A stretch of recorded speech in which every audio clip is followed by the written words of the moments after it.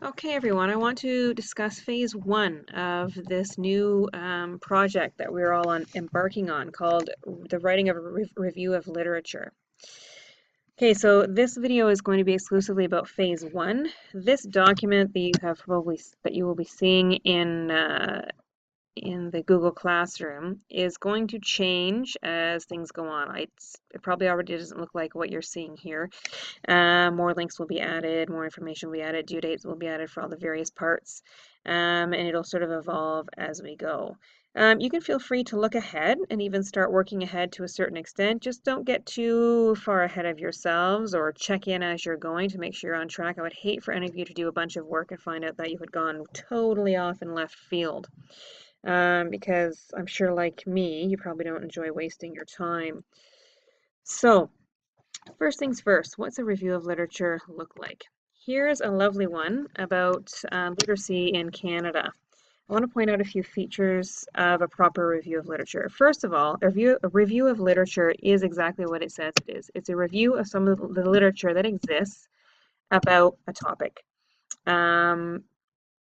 It's a summary of secondary research that has already been done about something. These reviews of literature are often parts of research papers, so they're often parts of something bigger. And as part of a social science research process, you often will have to do some background research, and this is how we do it in the social sciences. Okay, the first thing I want to point out about this style of writing is that it is not first person. It's what I would call third person, but what I think you would probably know as formal writing. This means no I, no we, no you. It's an impartial summary.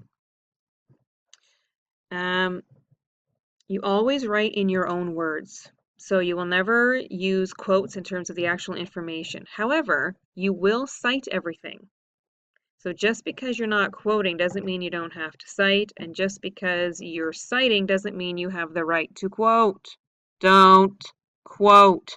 Put it in your own words.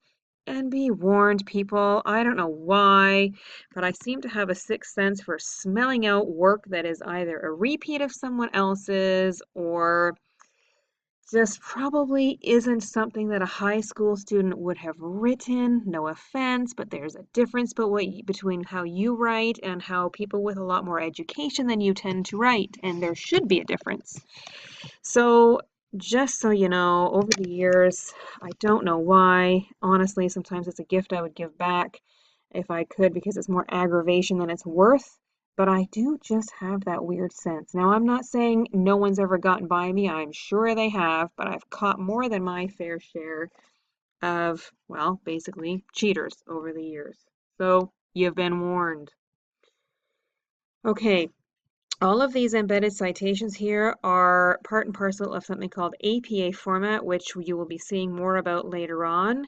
You will cite your sources in the paper. You will also provide not a bibliography, not a reference list, but we like to call it a works cited. I don't know why this stuff is different in every discipline. I don't make the rules. It just is what it is, so we have to deal with it. Okay, there are basically three parts to these things. There's an introduction where all that really happens. I'm going to try and talk in third person a little bit when discussing this third person document. So the introduction states the three topics that are about to be discussed in the rest of the paper. Notice that you don't just say the three topics that will be discussed in this paper are. There's nothing more boring than reading that 30 times, so don't do that.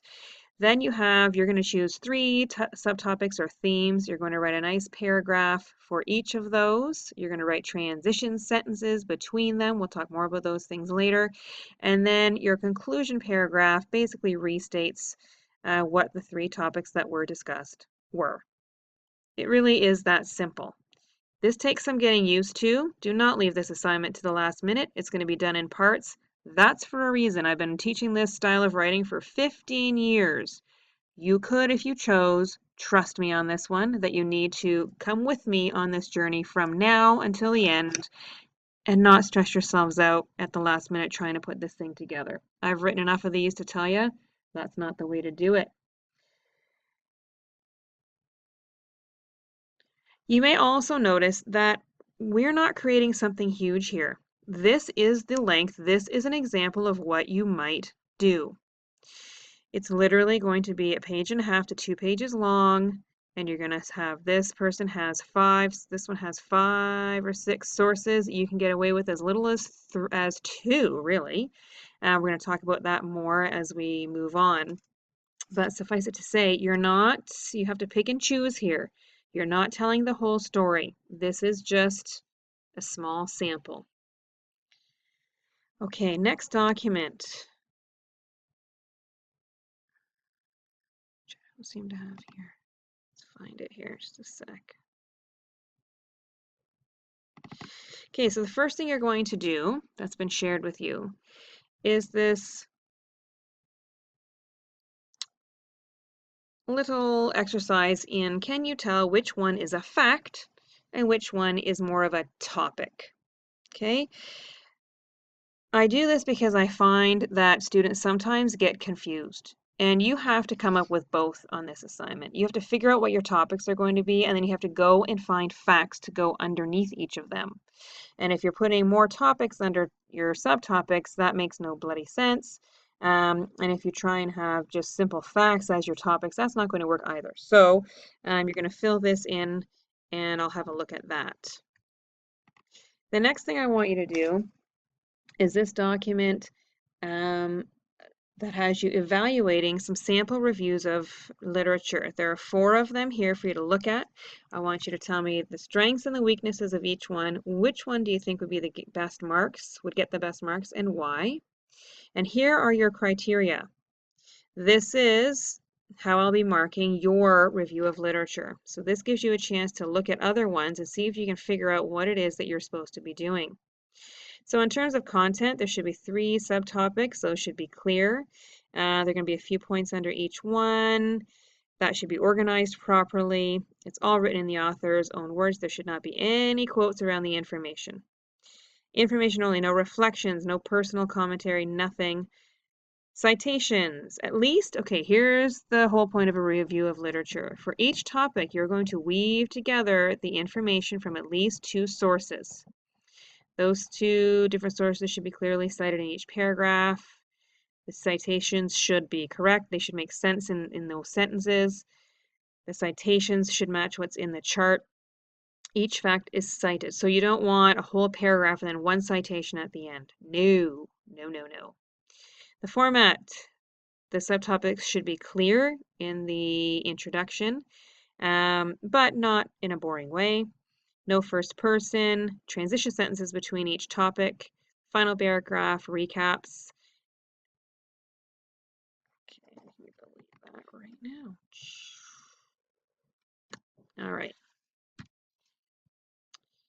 In terms of the format for these citations, if we just go back here, you're looking for some sort of title or author's name and a year. You may not always have a date, in which case you put N period D period, which means no date.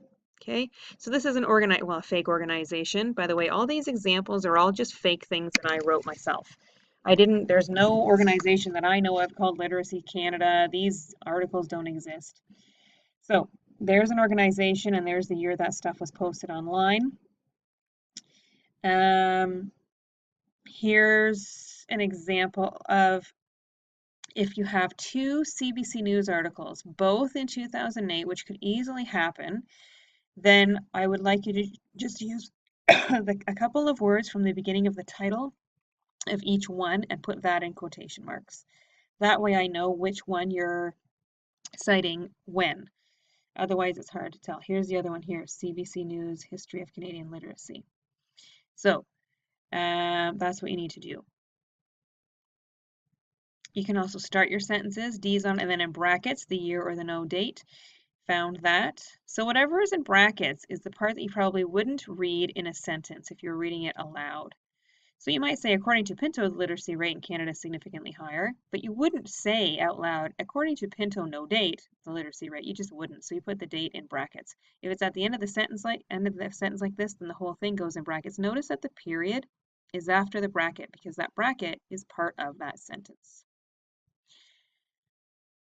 Okay, so you're going to complete this, going back to where we were here. These are all named after flowers instead of numbers so that you don't get tricked into assuming one is better than the other.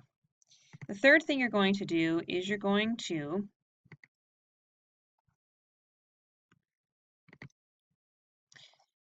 write a practice review of literature. So you're going to have a document that looks like this, except for there's going to be all these blanks here. You are going to read one of these pairs of articles. Each link goes to a pair of articles with two different authors or organizations listed, possibly publishing dates, possibly not. What is the overall topic? It might be one of these things.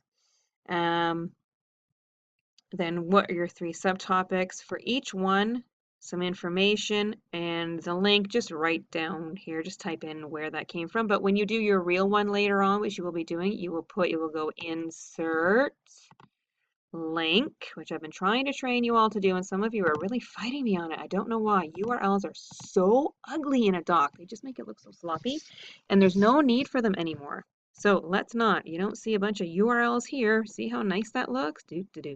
Save space. It's just beautiful. So I would love for you to get in the habit. I just think that's a lovely skill to have. And to understand that you can do so many things with these electronic documents that we never could before.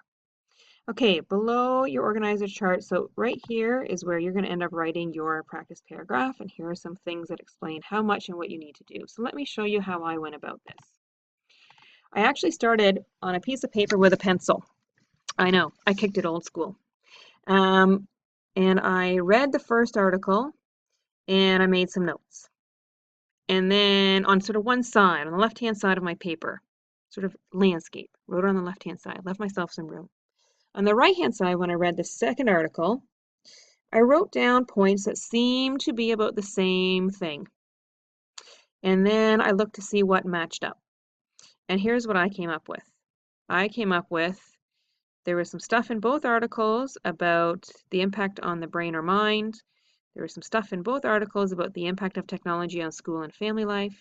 And there was some stuff in both about the possible advantages of all of this technology that we're all bombarded with and can't seem to take our minds off of for a split second. Here are my two sources.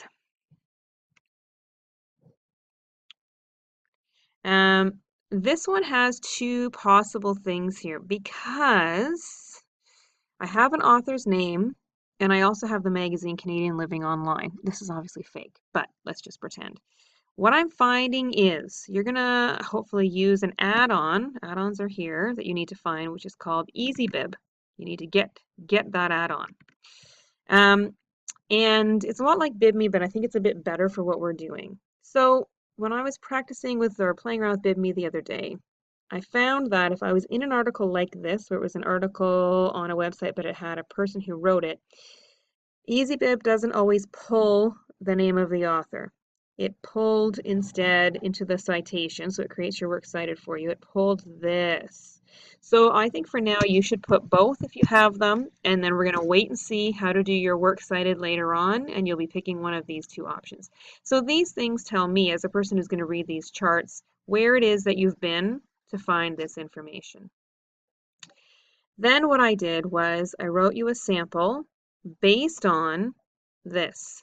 Okay, and you're going to have access to this example of the filled in chart and then how it turns into an introductory paragraph, one body paragraph, then a transition sentence into the next. And these transition sentences, by the way, say goodbye to the previous topic and hello to the next one. And this sentence, you could have your transition sentence here, or it could, sometimes it makes more sense to finish the first paragraph with one. Okay, so for your in-text citations here, I did Time Canada and then I did Schleck. So when you go to do this, you're going to have we're going to do EasyBib first, and you'll know which one of these things to use. For our purposes on this practice run, post both here so I know you understand what the heck I'm talking about. This is the name of the author. This is the name of the magazine. You won't always have this. In Time Canada, there was no author listed, and that's happening more and more often. And here are some things that you need to sort of observe about this. Okay, good luck with phase one.